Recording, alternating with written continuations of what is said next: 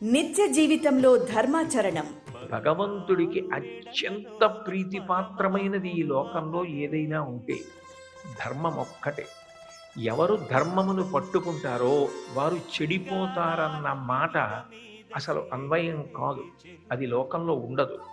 ధర్మాచరణము చేసిన వారు నిరంతరము కాపాడబడుతుంటారు. బంగారు మెడలలోన పరమాత్ముడు వాడే, సింగారాలు మీద మీద సేయరే చెలులు.